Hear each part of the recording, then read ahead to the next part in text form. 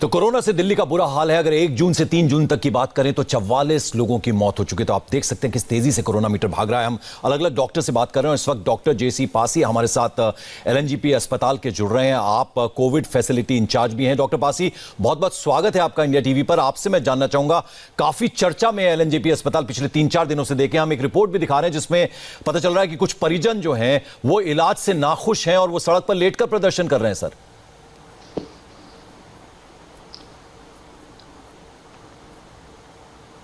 Hello doctor Pasi, मेरी आवाज आ रही है आप तक? जी जी जी, आ रही है। पिछले 3-4 दिनों से लगातार एलएनजेपी अस्पताल चर्चाओं में है। सर, तस्वीरें इस तरह की आ रही हैं कि कुछ मरीज के घर वाले जो हैं खासे परेशान हैं। वो कह रहे हैं कि सही इलाज नहीं मिल रहा, सड़क पर लेटकर प्रदर्शन कर रहे हैं। सर देखिए, ऐसा है कि लोकनायक हॉस्पिटल 2000 बेडेड हॉस्पिटल होने के नाते और दिल्ली का सबसे बड़ा और सबसे पहला हॉस्पिटल जो केवल कोविड-19 पेशेंट्स को ट्रीट करने के लिए बनाया गया था, यहाँ पर कुछ ना कुछ चर्चा जो है हमेशा ही लोकनायक हॉस्पिटल के संबंधित रहती ही है। जहां तक आपने ये सड़क पर लेटे हुए लोगों का दृश्य दिखाया, हमने इन चीजों वीडियोस के बारे में बहुत इसके अलावा भी और हम बहुत सारी वीडियोस वायरल हुई हैं और हमने जब इन्वेस्टिगेशन करी तो हमने ये देखा कि इनमें से बहुत सारी वीडियोस फेक निकली। तो हमें ये देखना पड़ेगा कि ये लोग कौन हैं, इसको थोड़ा वेरीफाई करना पड़ेगा। ऐसा कोई कारण होना नहीं चाहिए कि लोगों को सड़क पर लेकर के अपनी व्यथा जतानी पड़े। सर, खबर ये भी है कि अमानतुल्लाह नाम का एक शख्स है, वो रोहिणी से अपने भाई को लेकर आया था। जतानी पड़े। सर, खबर ये भी है कि अमानतुल्लाह नाम का एक शख्स है, वो रोहिणी से अपने भाई को लेकर आया था सर हॉस्पिटल करने के लिए, एडमिट करवाने के लिए। एम्बुलेंस के लिए उसका परिवार बैठा रहा, 3 घंटे हो गए, एम्बुलेंस नहीं पहुंची और आपके हॉस्पिटल ने उसे एडमिट करने से इनकार कर दिया, कहा कि इसे सफदरजंग हॉस्पिटल ले जाइए। देखिए, ऐसा है कि हमारे हॉस्पिटल में पोजीशन बहुत क्लियर है कि अब हम केवल जो कैटेगरी 2 और 3 कैटेगरी के जो पेशेंट्स हैं, जो कोविड पॉजिटिव ऑलरेडी डिक्लेयर्ड हैं, केवल उन्हीं मरीजों को हम लोग एडमिट करते हैं। अगर कोई पेशेंट पॉजिटिव नहीं है तो उसको हम जरूर डाइवर्ट करते हैं कि आप दूसरे हॉस्पिटल में चले जाएं जहां पर नॉन कोविड पेशेंट्स का या सस्पेक्टेड ग्रुप ऑफ पेशेंट्स का भी इलाज होता है। अदरवाइज अगर पेशेंट वो पॉजिटिव है और कैटेगरी 2 या 3 में आता है, स्पेशली कैटेगरी 3 का पेशेंट, तो उसमें कोई सवाल पैदा नहीं होता है कि सफदरजंग हॉस्पिटल में उसको ट्रांसफर किया जाए, क्योंकि हमारे पास बेड्स की कोई कमी नहीं है। बेड्स हमारे पास सभी पर्याप्त हैं और इस पेशेंट को सफदरजंग भेजा गया। इसका ज्यादातर कारण यही लगता है मुझे कि वो पेशेंट कोविड पॉजिटिव नहीं होगा। सो डॉक्टर पासी, ये बताइए कि आपस में जितने सरकारी हॉस्पिटल्स हैं, अगर मैं सफदरजंग की बात करूं, आपके हॉस्पिटल की बात करूं, आपस में कम्युनिकेशन है? क्योंकि अगर आप ग्रेड 2 ग्रेड 3 की बात कर रहे हैं तो वो पेशेंट वहां भेजने हैं, तो आपस में कम्युनिकेशन है या नहीं? क्योंकि जो मरीज आ रहा है उसे तो ये मालूम नहीं है। देखिए, ये थोड़ा सा कंफ्यूजन पहले हमारे टाइम पे जरूर था, क्योंकि तब हमारा कम्युनिकेशन बहुत अच्छा नहीं था। लेकिन अभी जो मुख्यमंत्री जी ने और स्वास्थ्य मंत्री जी ने जो अभी ऐप जारी किए हैं, उसके प्रॉपर शुरू हो जाने के बाद ये जो कम्युनिकेशन गैप है ये पूरी तरह से खत्म हो जाने की संभावना है। ये बात सही है कि कई बार कम्युनिकेशन गैप की वजह से पेशेंट को परेशानी होती है और ये परेशानी का इलाज जो है अब इस ऐप से जरूर निकल जाएगा। सर, एक और केस स्टडी है सर। गौरव नाम का एक शख्स है, वो अपनी मां को मंडे को लेकर आया था हॉस्पिटल। सर, उन्हें सांस लेने में तकलीफ हो रही थी, दिक्कत हो रही थी और कोरोना डिपार्टमेंट में एडमिट कर लिया गया। 5 दिन हो गए, गौरव की मां की अभी तक रिपोर्ट नहीं आई है, ये जानकारी मिल रही है और ये भी नहीं पता उन्हें कोरोना है भी या नहीं। ऐसे में उन्हें कोरोना वार्ड में एडमिट किया गया है। देखिए, कोरोना पॉजिटिव रिपोर्ट कई बार प्राइवेट से जो आती है वो उसमें कोई क्लैरिटी कई बार नहीं होती, इनडिटर्मिनेट रिपोर्ट्स होती हैं।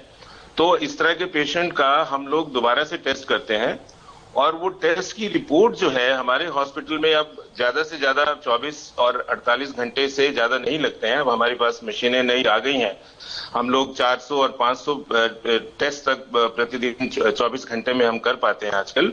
लेकिन कई बार क्या होता है कि सैंपल जो है वो किसी कारण से वो प्रॉपर उसकी आईडी का जनरेट होने में, ओटीपी जनरेट होने में या नंबर मार्क होने में कुछ कंफ्यूजन हो जाता है, जिसकी वजह से रिपोर्ट नहीं आती है। कई मरीजों की, कईयों की बहुत देर से आती है। तो ऐसी स्थिति में हम लोग उनका दोबारा से टेस्ट करते हैं।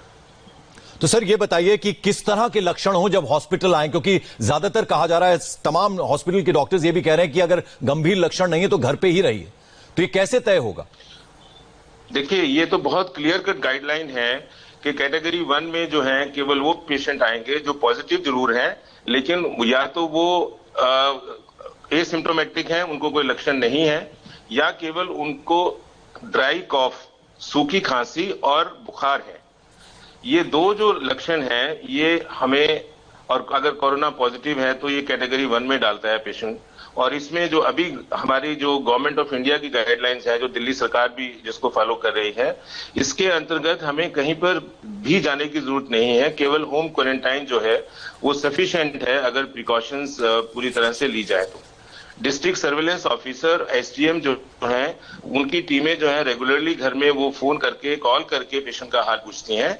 और अगर वो ग्रेड 2 कैटेगरी 2 में भी अगर पेशेंट जा रहा हो या कैटेगरी 3 में जा रहा हो, तो उस पेशेंट को वो फौरन जो है अपने जो सेंटर्स हैं, जो कैटेगरी 2 के लिए बेसिकली हमारे पास 3 सेंटर हैं सरकारी, तिबिया कॉलेज का हॉस्पिटल, नेहरू हॉस्पिटल और चौधरी ब्रह्म प्रकाश हॉस्पिटल, जो कोविड हेल्थ सेंटर कहलाते हैं, जहां पर जो जिन मरीजों को थोड़े से लक्षण बढ़ जाते हैं, ये वो हॉस्पिटल है जो वहां पर एडमिट होंगे।